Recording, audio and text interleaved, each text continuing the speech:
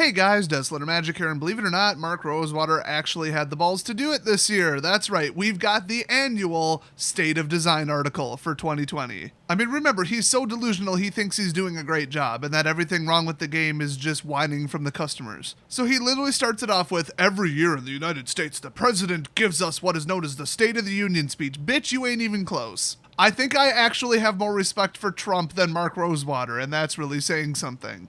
So this article is a bunch of biased lies and, covering and half-truths and, the typical nonsense. So I'm not going to get way into it. I'm just going to breeze through it. But it'll be a fun little look at what's inside Mark Rosewater's demented head. So he says, highlights. Yeah, we're starting with that. A lot of Magic was purchased and played. I doubt it. COVID-19. As somebody who's active on social media, listening to the day-to-day feedback of players, it's easy to get caught up in the minutia of details and miss the big picture. Once again, he thinks that everything wrong with the game is just unmerited whining from people who like to whine for the sake of whining, despite, him completely ruining the game with, entire mechanics. Miss the big picture? Bitch, you're missing the big picture, okay? The big picture is companions sucked, entire sets sucked, entire cards ruined entire formats, multiple formats, your playtesting department doesn't even exist, apparently. You want to go big picture? Let's go big picture and take a look at how many players you've lost and what the satisfaction numbers are. I mean, your own poll said 74% of people aren't happy with the power level of standard. And that's just his ass kissers who follow him on social media. So, remove them. Within the margin of error, 100% of players aren't happy with the power level of standard. So he goes on to say, the last year, more people played Magic than ever before. More Magic product was purchased than ever before. I mean, they also had more product than ever before, and it was more expensive than ever before, just saying. Also, I mean, to be perfectly honest, I don't know what year he's talking about. It says 2020, but 2020 is not over yet. So you can't say that it sold more product than every other year, because that's not possible. We still have 3-4 months to go or whatever. It's just not possible. Is he talking about 2019? Because that I would believe. I mean, he does actually say more Magic digital play happened than ever before, obviously.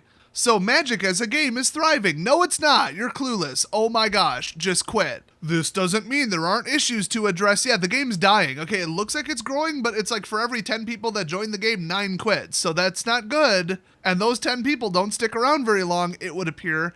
So he says, I do want to take a moment to appreciate that Magic is being embraced and enjoyed by so many people. Yeah, so he's still delusional enough to think that they were successful. They're not. It's just because it looks like it grew allegedly doesn't mean you need to stop the bleeding with people leaving the game and just being absolutely pissed off at the state of everything. Also, there's no way they outsold anything in 2020 compared to 2019 with COVID going on. There's no way. He's just lying. He's lying about that. There's no two ways to put it.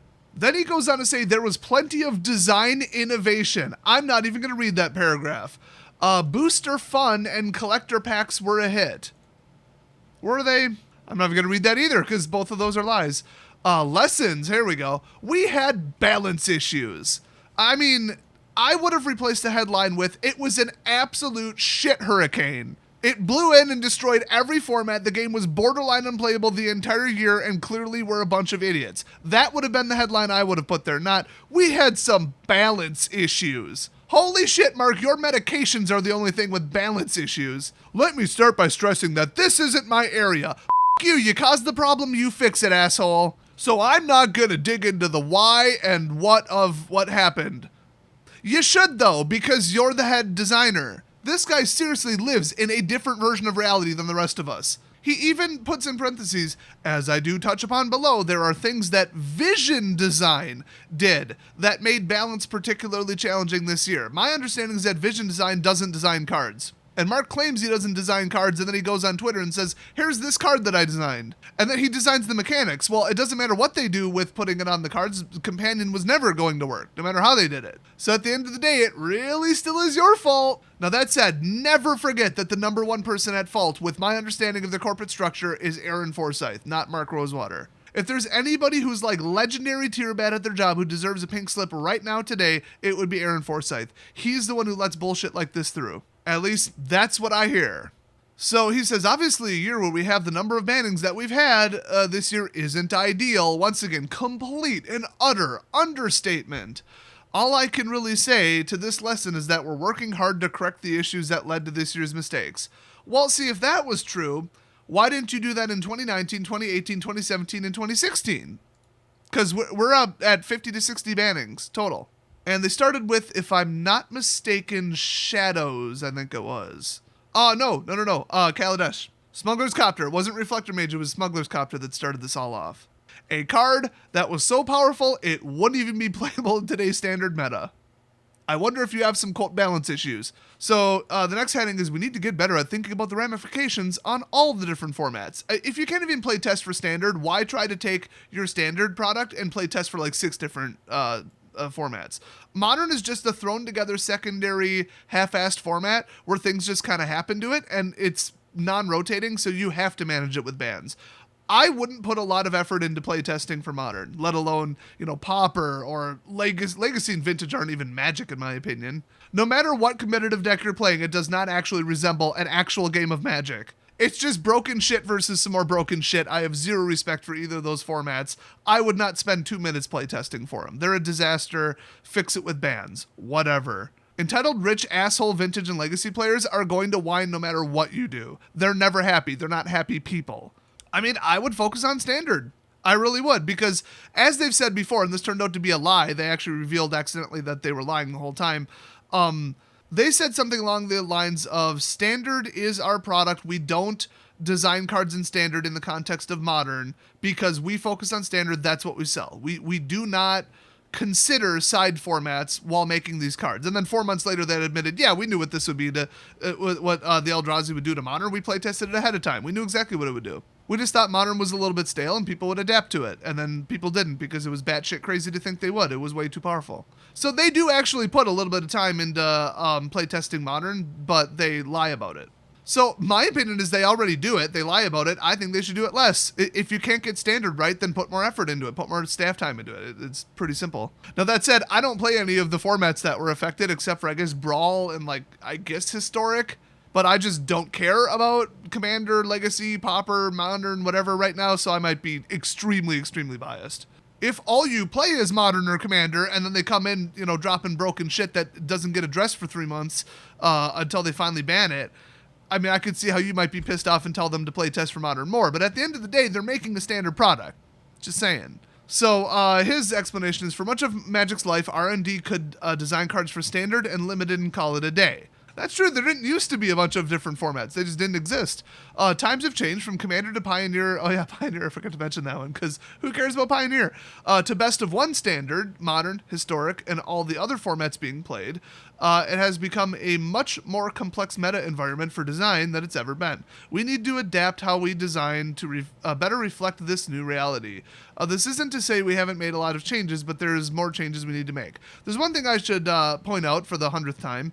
They said in an article they're now designing standard cards at a higher power level as of Ixalan because they want to sell them to people playing other formats. So if you're going to design cards specifically like for Commander, which clearly they did in some recent sets, they might as well playtest them for the, format they're intending to drop them into. So maybe bring on new staff to do that, but do not take effort and time away from playtesting for standard. That would be a bad idea because you guys clearly aren't nailing it for that. Or I've got an idea. Don't design cards specifically for Commander and Modern at a higher power level because they inherently ruin standard. My theory about what went on with playtesting and R&D and stuff is they said, this combo, this card, this is way too ridiculous. And they'd say, well, good, we're selling this to Commander players. That's the point. And then they say, but we can't drop this into standard, it's too powerful. And they say, they'll just deal with it. We want to sell cards to Modern and Commander players, so we're leaving it in. That's my theory about how it happened. So then he says, this year could have been more mechanically cohesive. I mean, you did throw in Devotion, you just didn't support it at all. Devotion works with every other set. I mean, they should make more things like that. So, I mean, yeah, that's pretty much almost what he said. So next up, it says, Throne of Eldraine, highlights, the top-down fairy tale design was a hit.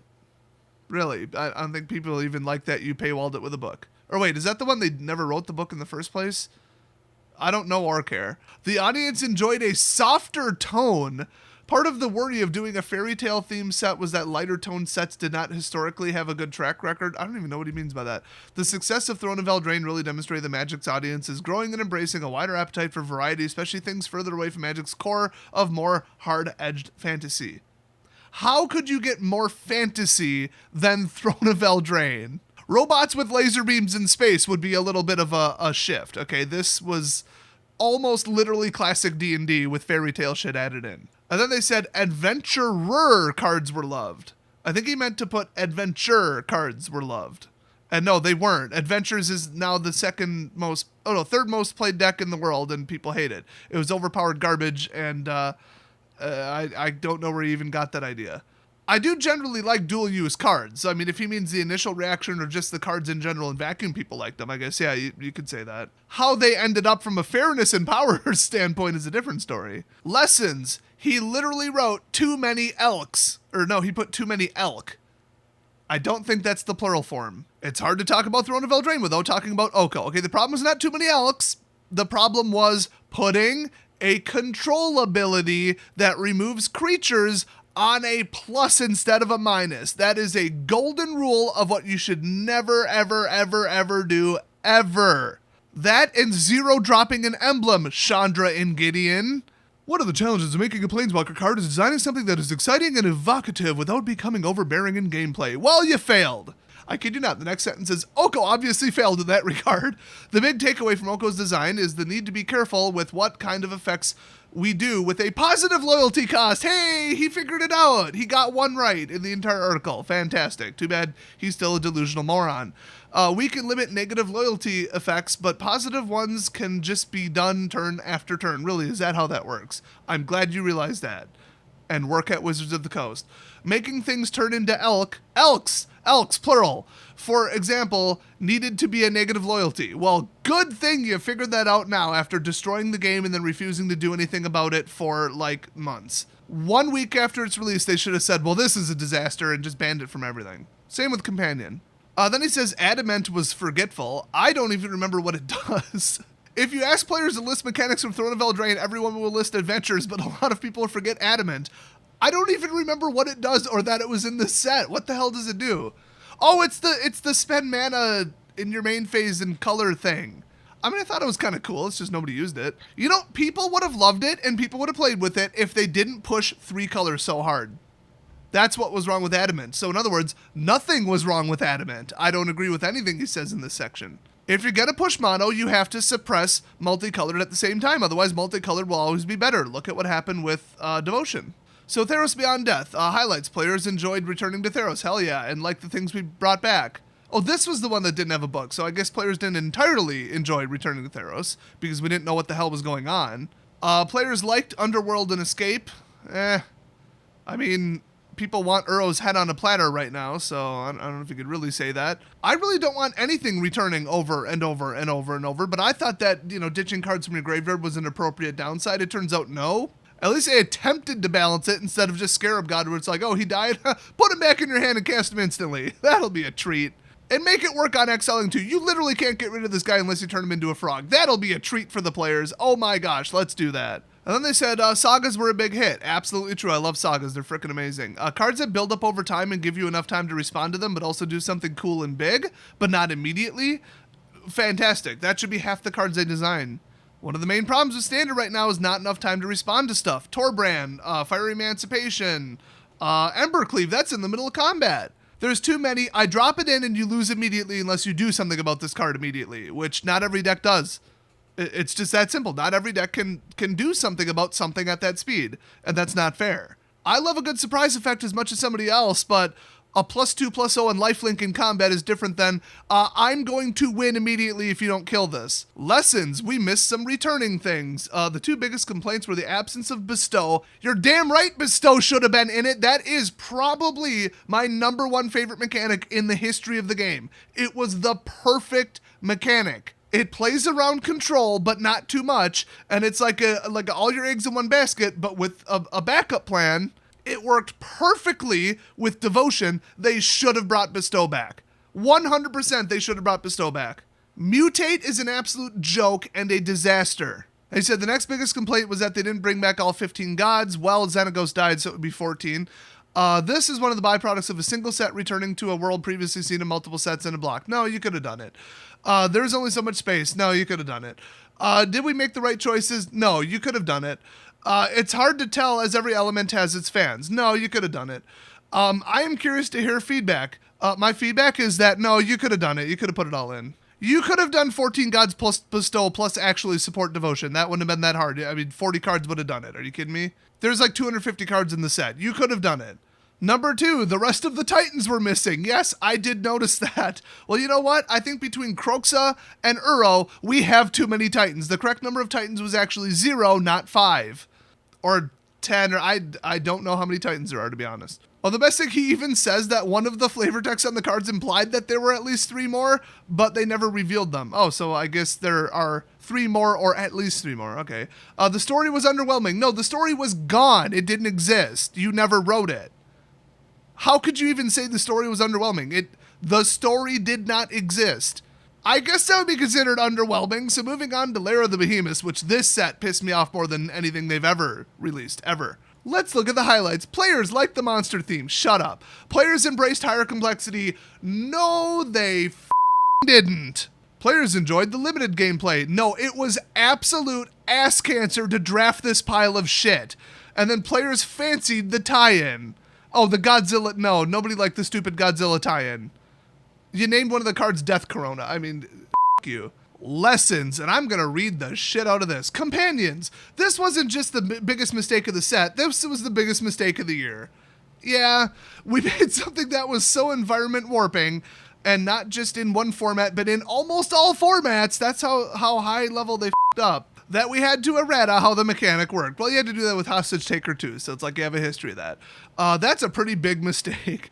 The big lesson here is that while I do want to make sure design has the opportunity to try new and bold things, starting with 8 cards is batshit crazy. Oh wait, that's not what he wrote. I misread that. He actually wrote, we have to think about the scope of what we're asking the rest of R&D to sign up for. That almost sounds like they just sit there and quit and cycle through new people every 6 months, which is another thing that I kind of imagine happens there. For example, I think both Mutate and Companions are things we should have done. No. But in hindsight, it shouldn't have been in the same set. No, Companions wouldn't have worked no matter where it was. I mean, people hated Mutate and people hated Companions, but honestly, the two had nothing to do with each other. They really weren't even in the same decks. Not really. I mean, it didn't happen, never, but it's not like somebody said, I'm playing the Companion Mutate deck. And by the way, I forgot to mention in yesterday's video, Mutate is still complete and utter cancer in the new standard 2021 format. I would elevate it to one of the top 4 decks that has to go. My white deck, the Blue Mill deck, literally anything with stacks of mutated bullshit, and Dogcat Tribal, they all have to go. Those are the 4 that are just an absolute light year ahead of anything below them. So he goes on to make more excuses. Next up, confusion over what kind of monster set it was. Yeah, people just thought it would be bestow, and it kind of was, but then they had like 100 rules that you had to read, and I think that like the rules disclosure form was actually like 160 pages or something. It was really something. So he's probably wrong. I'm not even going to read this. I don't even know what he means other than what everybody focused on small creatures because Lurrus was the most powerful and it had nothing to do with giant creatures. Like the biggest creature was like a 5/5. That's probably what he's about to say. Unhappiness about the disconnect with the story. Another common complaint I got was that the cards and the book contradicted one another. Really? I had not heard that. That is hilarious. In the past, we'd had elements in the book missing in the card set, or vice versa, which that's fine. I mean, the book should be, it's like the book versus the movie. The book should be bigger. It makes sense. But this was the first set in a while where the book said one thing and the card said the opposite. Oh my gosh, is that really true? Somebody give me some examples in the comment section. I've got to investigate this. This is news to me. We are looking into ways to help avoid disconnects like this happening in the future. You have a lore department that advises on the book, reads it, and then requests corrections. Like, you already have this. How did they not do their job? What the hell? Core Set 2021. Highlights. None. Oh, just kidding. But players enjoyed the terminology changes. Don't know what he means. Don't care. Not going to read it. Players love the reprints. Oh, I bet he's talking about Mill in that previous one. I mean, yeah, there's some good reprints. It's a core set. What do you expect? Players like Planeswalker vertical cycles and frames. What? One of the things we've learned from our Booster Fund initiative is how much players like it when you can imbue a frame with feeling. When were Planeswalkers ever not vertical? I know he said vertical cycles and frames, not vertical frames. Okay, so I guess it shouldn't have been a surprise when we took the cycle of 5 Planeswalker cards and made frames to match them that they'd be a big hit. I have no idea what he's talking about at all. I'm going to stop reading this bullshit. Shrines were a hit. No, they weren't. How could he even say that? Shrines are so non-interactive, so impossible to stop. You have to build your whole deck and sideboard against stopping them, and it's one of the most unstoppable power decks in all of Historic. Let me cite my source on that. All of my live streams, in case you haven't seen them. Historic is a joke right now, power level wise, and it's completely out of control, but like, so is my deck. Like, that deck's virtually unbeatable. That changed a little bit with the last set release and the bans, but it's still an absolute atrocity. There are entire colors in the game that cannot remove enchantments. Entire colors. Entire deck archetypes, entire color combinations, mechanics. There are so many blind spots when it comes to removing enchantments that to build your entire deck on non-interactive enchantments that wipe the board, gain life, and draw cards, it just you. You and your shrines, Mark. So next up, lessons. Issues with Teferi, really. The issue was making the set based on Teferi after he was the most hated card with enough time to change it. When we first announced last fall that Core Set 2021 would have Teferi as the face of the set, I got a lot of worried comments from the players. That's putting it lightly. He probably got death threats, to be honest. You see, there are a number of powerful but annoying Teferi cards. Really? I needed you to tell me that and explain that to me because I'm too stupid to realize that on my own, Mark. So the players were worried that they were in for a bunch more. Part of this was tied to the fact that Chandra, the face of Core Set 2020, had 3 different Planeswalker cards. And there was the expectation that we'd do the same thing again. Yeah. Well, since that's the end of the paragraph, let me finish the story for him, because he left a part out. It turned out the one that they printed was already too powerful and people hated it. So they didn't even need 3 to piss people off. They did it with 1. Players expected more mechanics ties, he put, instead of tied to the face of the set. Players also expect, proofreading, but, maybe not at this point they don't. They've come to expect you to type like an absolute ape. The last thing we want after a non-welcome Teferi card is Teferi effects in the set. A bunch of control shit and time bullshit. No, you're wrong. He's including Jumpstart for some reason. I guess, I don't know, it's a product that came out this year, whatever. I only care about Standard. But highlights, players love the concept. Players enjoyed the variety of themes. Yeah, cool. Lessons, there's not enough of it. And the themes you wanted weren't there. Okay, cool. I mean, I'd say the fact that they're $20 a booster at some LGSs and you completely screwed up distribution. And also, it's about as fair and balanced as CNN. So he ends it with a critical look. That wraps up my look at this year. From my vantage point, I'm glad we pushed some boundaries. Please, someone fire Mark Rosewater, please. I am begging you at this point. It is a fireable offense to say that sentence right there. That's the sentence, officer. Arrest him, please. That's a meme for those of you normies who don't get into every meme template ever made. So Mark Rosewater says from his vantage point, which is absolute Looneyville, I'm glad we pushed some boundaries and designed a whole bunch of, quote, cool stuff, but I also learned that design has to be careful about when and how it does so. No, it should just stop doing that, actually, and just print something level-headed, appropriately powered down, mellow, and chill, where it allows people to express their creativity, build decks, and actually have a chance of winning with them. Wouldn't that be nice? Here's the important takeaway right here. This last paragraph. Listen really close. I'm going to get really close to the mic on this one. I'm eager to hear feedback on my column. So I didn't say it.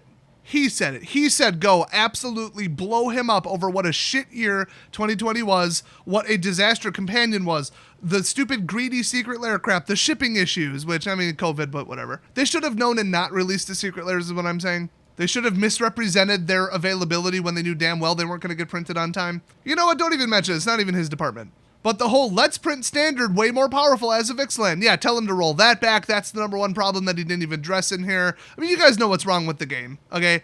Go tell him personally. He is, quote, eager to hear feedback on this column. Do you agree with my take? Do you disagree? If so, about what? I want to know. You can email me. Good Lord, I kid you not, I hovered over it. making.magic@hotmail.com. Oh my God. Or contact me through any of my social media accounts that I haven't already banned you on because I'm a little snowflake. Twitter, Tumblr, Instagram, and TikTok. By the way, they actually made that a mail to link. So he is about to get more spam than he could have ever imagined by exposing that publicly on this high profile of an indexed robot scanned website. At least it's not a Yahoo account, otherwise he'd be about 3 seconds away from somebody hacking that. Hotmail is actually owned and operated by Microsoft, and they rolled it into Outlook.com now, so it's actually not that bad. It just used to be. But in a survey about 10 years ago, it was deemed the second least respectable ending on a resume for an email address next to, obviously, AOL.com. So don't forget to email your feedback about this video to desolatormagic@juno.tripod.geocities.co.uk. .edu. And hit me up on my social medias on recipes.com and AOL chat rooms. And then he ends it with some vague SJW pro BLM Antifa protester delusional dumb shit sentence that I'm not even gonna read. So let's just say he wants you to do better in 2021 too. Well, you, Mark. Move out of Seattle, you dumbass. So this article was an absolute dumpster fire. I mean, he did admit to some things, but I don't know if he was actually willfully ignorant of some of the things that people were actually bringing up as actual problems that are very high level problems, or if he just didn't want to address them because he doesn't want to look bad. He's kind of sweeping them under the rug, but he is aware of them. I don't know which is true. He seems to be legitimately actually delusional. So somebody who has this little understanding about what went wrong with the game and the products and balancing and standard and card design should not work at Wizards. Obviously. He even said he's happy that they pushed the power level so high. Wrong. That is incorrect. Please turn in your resignation as soon as you possibly can, you absolute disease at Wizards. And do me a favor, take Aaron Forsyth with you. So anyway, that was Mark's year in review. I mean, I'd give it a solid 2 out of 10. What more is there to say about it? We knew it would be bullshit. At least he admitted to some stuff and whatever. And then he put a positive spin on as much as he could. I'm shocked. Anybody that's a high-level PR, public-facing person would try to do that. The difference is, does he actually believe it? So anyway, thanks for watching. I'll see you guys next video, which is going to be about a new secret lair they just announced. I am not kidding.